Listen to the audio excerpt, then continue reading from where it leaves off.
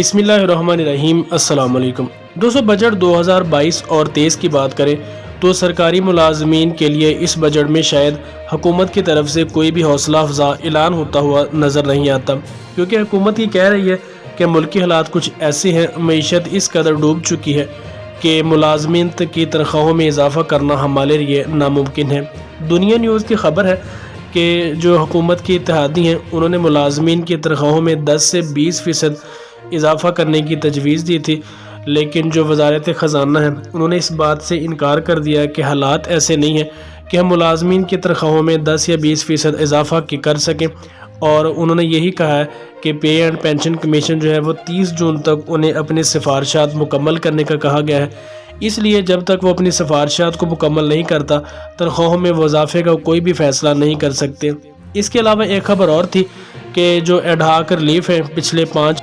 उनमें से 2 या 3 एडहाक रिलीफ तनख्वाहों में ज़म करके जो बुनियादी तनख्वाहों में ज़म किए जाते हैं उसके बाद 5% इजाफा किया जाएगा, लेकिन अभी वो भी पैदल खबर है और उसके हवाले से भी कोई जो है वो काबिल इत्तमाद इतलात नहीं है। अगर देखा जाए तो महंगाई की सूरत हाल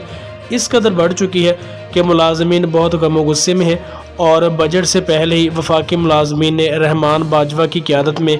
8 और 9 जून को बजट से पहले एहतजाज का भी ऐलान किया है। अब मुलाजमीन इस बात पर बज़िद हैं कि हमारी तनख्वाहों में ढाक रिलीफ ज़म भी किए जाए और उसके अलावा 20 से 30% कम अज़ कम इजाफा किया जाए, क्योंकि महंगाई इस कदर बढ़ चुकी है कि मुलाजम बंदे का सर्वाइव करना बहुत ही मुश्किल दिखाई दे रहा है। लेकिन हुकूमत इस बात पर बज़िद है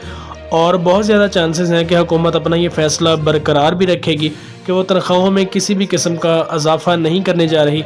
और जो पहले मुलाजमीन तनख्वाहें ले रहे हैं आइंदा साल भी उसी तनख्वाहों में गुजारा करना पड़ेगा। लेकिन दूसरी तरफ मुलाजमीन इस बात पर एहतजाज कर रहे हैं कि महंगाई बहुत बढ़ चुकी है, पेट्रोलियम मसनूआत की कीमतों में आए रोज़ इजाफा होता है और इसके अलावा बिजली के बिल भी उसमें भी काफ़ी हद तक उन्होंने इजाफा कर दिया है बुनियादी यूनिट में। तो इसलिए मुलाजिम के लिए बहुत मुश्किल हो गया है कि वो इतनी महंगाई में इस तनख्वाह में गुजारा कर सके